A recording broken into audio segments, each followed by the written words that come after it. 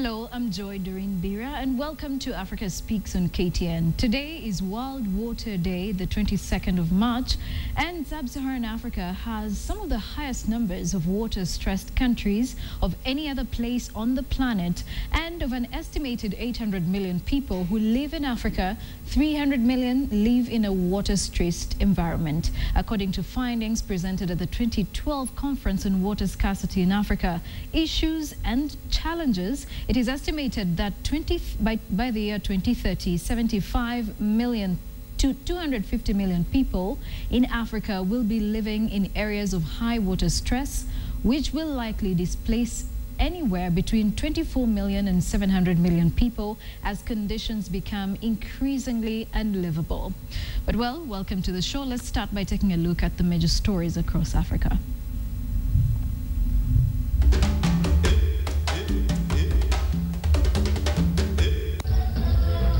Outrage is growing in South Africa over the $30 million renovation bill for President Jacob Zuma's private retirement home known as Zumaville.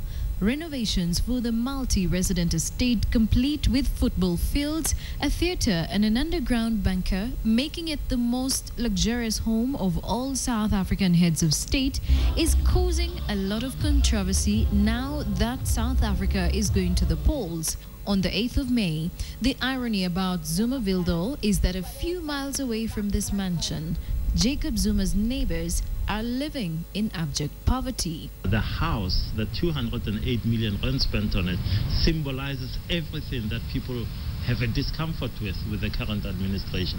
So I think the ANC right now is sitting there with its heart beating very, very fast because it's a big issue in this election, this house. Lion numbers could fast go down as the search for lion bones grows. Lion bones are said to buy at as high as $10,000. Poaching of lions puts to risk the numbers of lions across the continent and risking extinction if measures are not taken to curb poaching and kill the threat. Already, the continent has lost thousands of elephants and rhinos to hands of poachers whose major market is said to be Asia. Currently, 4,000 to 5,000 captive lions, with a further 2,000 roaming freely in protected reserves, live in South Africa, which could have the highest number of lions across the continent. Lion numbers are declining, and we're very worried that lions may become a threatened species like we've got with the rhinos at the moment.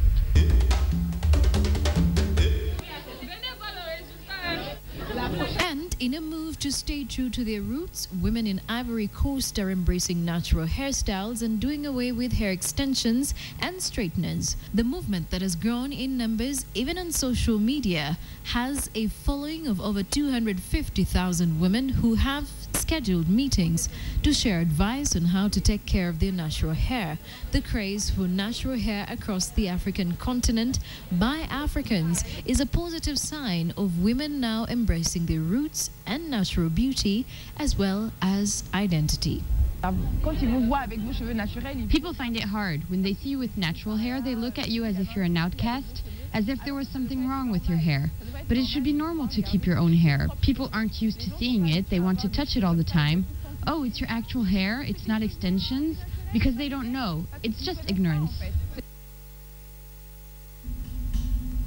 There we go, and the movement is growing by the day. It's not only in Ivory Coast, it's across the African continent where women are starting to increasingly appreciate their natural hair.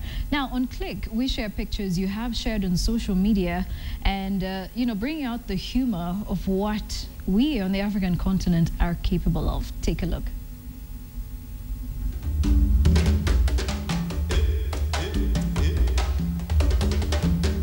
On Click, we share a picture of switched roles, a man taking care of his baby and doing the clothes, normally a role taken over by women in traditional African culture. And still on Click, this one is hilarious, shared by the Justin on Twitter, shows a man hanging on a moving truck in Nairobi, and he even has the courtesy to make a phone call.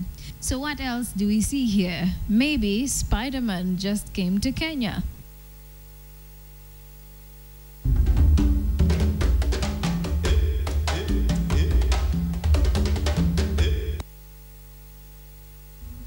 Interesting pictures right there. I love the last one where, you know, it's one thing to actually be riding on the back of a truck, but then it's another thing when you're on the phone at the back of this truck. Now, on the platform this afternoon, we'd like to discuss something that is of very big importance to us on the African continent. We would like to look at our embassies, African embassies or high commissions, not just here, but across the continent. A diplomatic mission usually denotes the resident mission, that is the office of the country's diplomatic representatives in a specific capital city of another country, as well as being a diplomatic mission to the country in which it is situated. It may also be a non-resident permanent mission to one or more other countries, and they're regarded resident and non-resident embassies. And of course, in studio would like to discuss issues around these embassies, their communication methods, and whether or not they're actually getting it wrong, knowing that we're living in a world where technology is changing modes of communication. Why is it that we continuously see difficulties and bureaucratic methods that they use in communicating to citizens from around Africa? You know, I think embassies that are not African seem to have got on to what technology is doing to change the mode of communication. But on the other hand, we are seeing us as African embassies or African embassies across the continent lagging behind when it comes to our modes of communication. I'm sure some of you have complained about the phone numbers that seem very unavailable on the websites, or maybe email addresses that are non-existent, and would like to see how that can be changed today on the show. So we're using the hashtag #HandsOffEmbassies. Are African embassies across the continent, hands-off embassies, are they doing their job to your satisfaction? That is what we'd like to hear from you. And you can join the conversation using the hashtag #HandsOffEmbassies. Now in studio, I have Professor David Kikaya, who is a lecturer, diplomatic and international relations at USIU University. And we also have Mark Kaigwa, who is an entrepreneur, a professional speaker, and digital native, passionate about seeing Africa unlock its digital potential through great strategy and storytelling. And he's also one of Forbes 30 Under 30 Best Young Entrepreneurs in Africa for 2013. Thank you both for joining us on the show. We do appreciate the time. I'll start with you, Professor. As somebody who has, you know, taught international relations, what do you make of our embassies in Africa? I'm sure you've visited a number of African countries. What do you make of these embassies? Well, thank you. That's quite a mouthful of a question. But I just want to take the opportunity, first of all, to comment briefly on the issue of water that you mentioned earlier and the scarcity of water. I think there's increasing evidence now that our next war is going not to be about fossil or oil, but about clean drinking accessible water. Now, coming back to the subject of our missions in Africa, it's difficult to know how much I can say about it, but all I can say is that I think in the last decade or so, they have changed quite dramatically. They have changed dramatically both in terms of numbers and also in terms of staffing levels. In terms of numbers, it's because I know that about a decade earlier, you'd have only a sprinkle of missions in Africa with, as you said earlier in your clip, accreditation, resident in one country, but with accreditation to a number of African countries. But now we have increasingly seen bilateral links between Africa being established, hence a more increased network of African countries, I would say. And from your point of view, do you think that they are doing their job to the satisfaction of most Africans? Because what we see is it seems there's a disconnect between Africans and these embassies. You know, it's very difficult to actually have them answer certain questions, either online or even when you walk down to their offices. Why is that? I think it's a pity. It's a pity because it's a legacy that we really ought to have moved away from by now. Because one of the major reasons why you have resident accreditation is to be able to give lifetime information. Otherwise, you just use electronics to convey that kind of information. And since information is something which is very transient, just as much as diplomacy itself is, it is essential that you have someone who can respond instantly, if not instantaneously, to queries. When I say that we ought to have moved ahead, I think there has always been this fear that is what I'm going to say resonate with what my sending mission believes or wants. But if you are properly schooled and properly briefed in terms of your mission, I don't see why you should not keep your doors open, especially to the media and to especially the young people that sometimes we send out to go and find very basic information about particular countries. I'll give you an example. At USIU, we have a program that is an integral part of international relations called simulation exercise, where we ask a guy like George to assume he's the foreign minister of Gambia, for instance. And he has to go and give us actual, factual, up-to-date information about Gambia when he's addressing, as a foreign minister of Gambia, those delegates in the simulation exercise. Right. So sometimes we find it difficult that people can even hold back what would actually enhance their status in the mission of accreditation. Great. And let me now bring in Mark. Mark is one of the most digital people I have come across in the past year. And when he talks about, technology and how it's transforming the way we communicate, I think I would like to pick your mind on, first of all, what you view as the best way these embassies can communicate to the rest of the continent, regardless of what country they are existent in. Right. Perhaps to build on what Professor Kekai just said, and thanks for having me, of course. It's a pleasure to be here. Right. If you look at the legacy of these African embassies, when you had people in the diaspora in all of these major cities across the globe to which these African countries were represented by an ambassador, an emissary, or honorary consul, whatever it was, you had limited information from that particular African country being sent perhaps by mail, and we're talking now snail mail as we call it in this day and age, and that was now transmitted physically by actual gatherings and so on. They don't have to wait for, let's say, a newspaper or a bundle of newspapers to be shipped off, and then they can get the stories. They actually get them as they break, and in some cases they're more involved and informed than even the embassy itself. Now, where the African embassy of tomorrow moves towards is one where all the members adopt this idea of public diplomacy and international relations that's for the 21st century. Right. Now, Africa still has a long way to go in terms of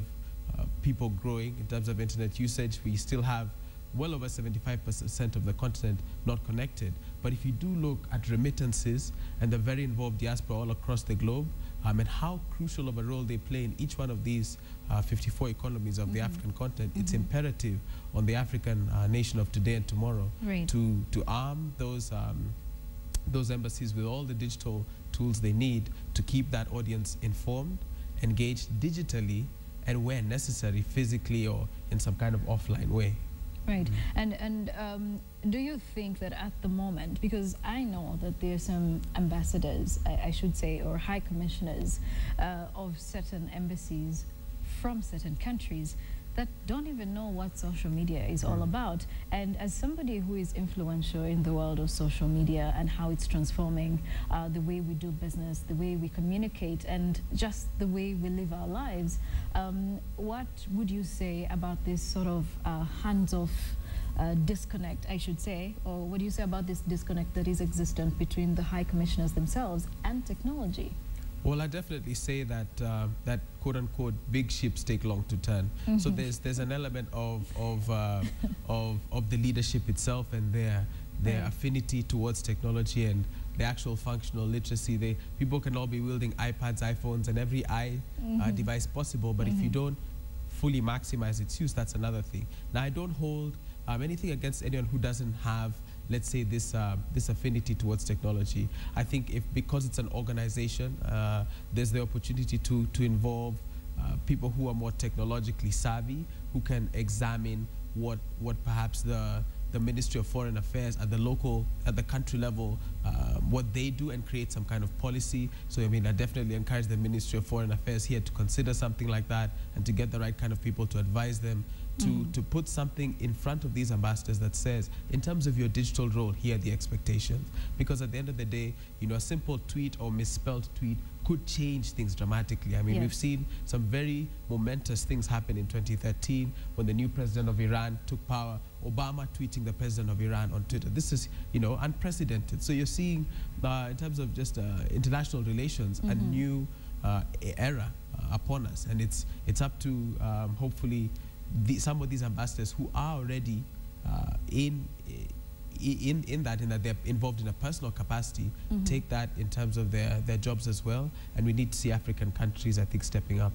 All right, in case you just joined us, we are speaking about hands-off embassies, and we're asking, are African embassies too much of hands-off, that they even forget to you know, perform some of their duties and responsibilities? Professor Mark did mention that bigger ships take longer to turn. And I would like to, you seem to have been consenting to the same, but then again, we know that the same big ships at the end of the day will also need to get to their destination. And we're thinking, if the destination is going to be delivery of what they are expected of, then I think we are actually failing somewhere somehow. Because when I look at some of the tweets that we are receiving here from, and complaints there, I wouldn't call them tweets, they're actually complaints here. It seems that maybe the pace is a little bit too slow when it comes to them performing their duties. I quite agree with the simile that Mark has given about big ships and turning, because I recall that, and I can say that this without contradiction, that when we were trying to get on the digital age, someone had somehow informed our bosses in the ministry that if we go computer, we shall expose all our files to everybody, and everybody will access them. So we were held back, as opposed to Tanzania and Uganda. So I quite concur. Could give you several other examples on that issue. But let's move forward. As far as I'm concerned, I don't see in this day and age any excuse anyone can give for not having a mission that is staffed with competent digital persons.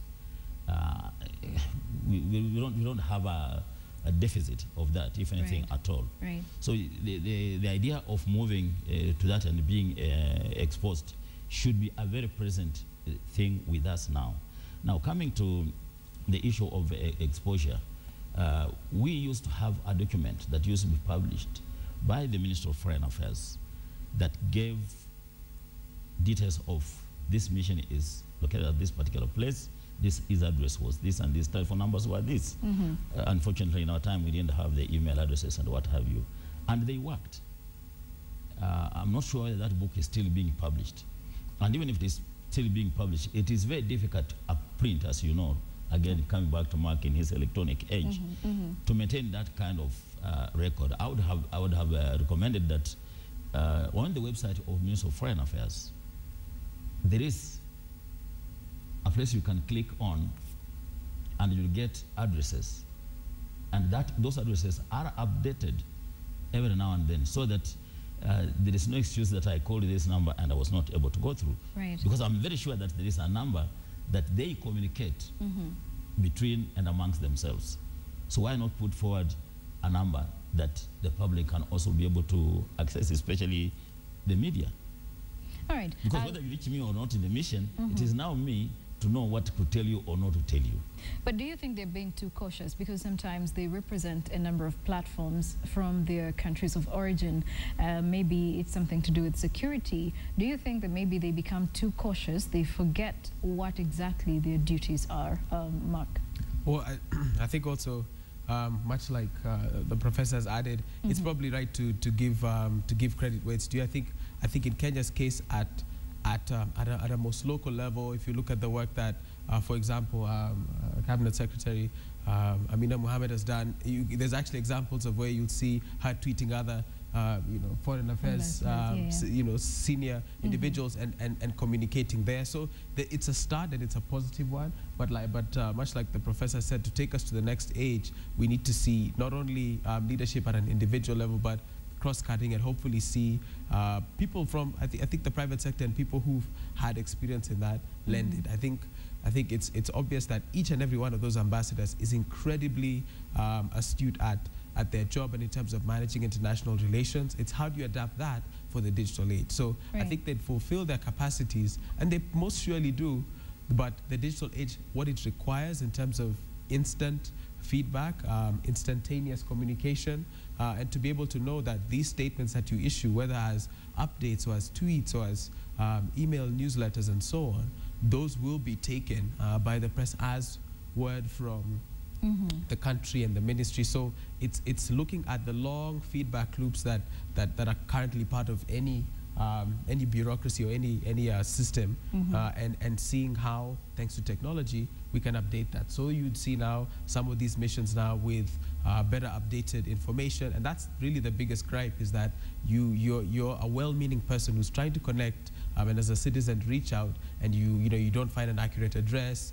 You find the website hard to browse through, and most of these websites were, to be fair, they were built for the early 2000s. They built most brochures, and so they weren't frequently updated and weren't designed to be either. But in this day and age, I mean, if you move up one floor in a building, it needs to go up the same day you move the chairs upstairs. That's for sure. Let's just take a look at some of the tweets that are coming through here. There's someone, Edgar Nyandong, is saying African embassies borrow their leadership styles from their national governments, which are by and large inaccessible. And we also have one that's coming in from Augustine Victor, who is saying the issue of modern communication tools vis-a-vis old school diplomacy is what is ailing these hands-off embassies. And also one pertinent topic, well, he added to say this is one pertinent topic touching on issues of the 21st century diplomat. And we have SVETS M1, who is saying they're the most dormant. They don't mind about the citizens' welfare until they are pressured to do something. And we also have one coming in from Brian Kibias, who is saying African embassies are a headache.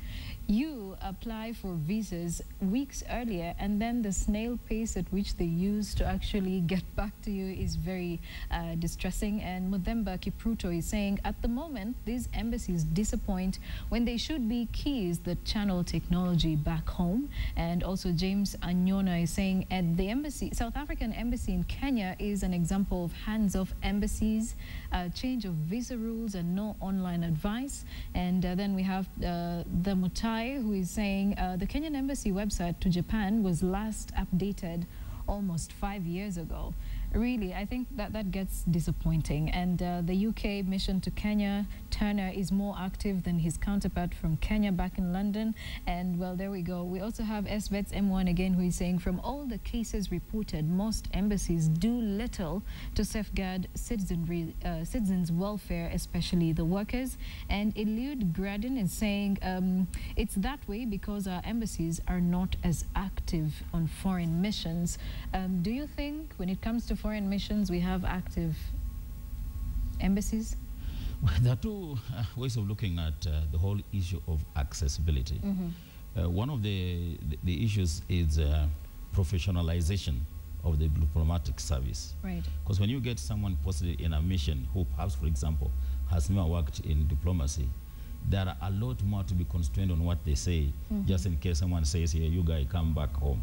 That is point one. Point two, we leave our missions unmanned at the head for such a long time. Instead of appointing an ambassador or a high commissioner to a particular mission, we leave it vacant for so long, so that when Mark, with all the best intentions and knowledge, is a number two, he really does not have the authority to speak on behalf of the country, because the only person who can speak is that accredited person who is the ambassador or the high commission. So those are the cogs, too many cogs I can think of. Having said that, and not accepting those as excuses, I think our African missions ought to borrow leaf from their Western counterparts. The way the ambassadors are willing to meet the press, the way they are willing to put press statements across. Let me tell you, when we were serving, I can specifically talk about my service in London. It was a time when this country was going through a very difficult time. But thank God I had a very confident High Commissioner as a boss. And I went with her to BBC, and they were asking us very tough questions, which I don't want to ask to repeat here. And because we were confident of our work and the facts that were at our hand, we were able to articulate until at the final moment, you know, the Joy Doreen and Mbira of that place were asking any question you want to ask us. And I remember my High Commissioner asking, why are you so much hard on Kenya? We have countries in Africa which have never known something called democracy. We have others which call themselves one democracy state. And you know what we were told? Hey, we don't judge Kenya by African standards. Yeah. But at least we had put our point forward, the point that we made them to be in the defensive. So the point I'm making here is that if you have officers, both on the continent and from the continent foreign missions, who are confident of what they are doing, who are professionally trained, even with a small brief, you can be able to use your domestic language to be able to respond to major questions. Because the opposite is worse. You leave the people seeking information to interpret whatever information they have in their own way. And then later on you want to do damage control, and then it's too late for that. Trust journalists, you have the last word. Mark, I'd like to have your final remarks on this one. Digitally going forward, I know that you're heading a report called the Nendo report. That's right. And highlight as we wind up, or as you give your final remarks, what does 2014-2015 look like in terms of going digital with information? Right, so like you said, Nendo, the company I'm part of, launched a trend report for digital media in East Africa, and some of what we see actually related to this. There's 15 trends in total, and it's a free report that's available online. But maybe just to highlight the 3 that I feel are most relevant here, when we look at this kind of more on the government side, we see 3 main things. We see one of them being Nyumba Kumi going digital, so this idea of personal security, whether it's connected to the directive or not, that's actually going digital. The second thing there was this idea about privacy and the current Jubilee government, and some things that are in the legal stage at an AU level and locally, and some expectations there. And last but not least is just speaking around just if I can take what we've been discussing now, when you have a ministry like that, and you have people all over the globe who need at a very high level to keep people informed, what are some of the trends they should look for, and what are some of the things they should look at? I think you know, advice from this part of the continent is hard to come by, and that's part of why we published this report. Right. Whereas yeah, we're just hoping that people in government and people in the private sector will engage and give feedback for this as we hope to serve them better. Awesome. Well, it's been an interactive discussion that we've had, and coming from the digital side and also from the background of international relations as well as diplomatic relations. Thank you so much, Professor David Kikaya, for joining us on Africa Speaks, and also Mark Kaigwa of Nendo Kenya. You can visit the website nendo.co.ke and find out how digital life is yet to change 2014-2015. And well, the conversation continues online under the hashtag #HandsOffEmbassies. If you've had issues with any embassy on the African continent, you can also share that in the conversation online. My name is Joy Doreen Mbira. Thank you all for watching. Until next Saturday, God bless.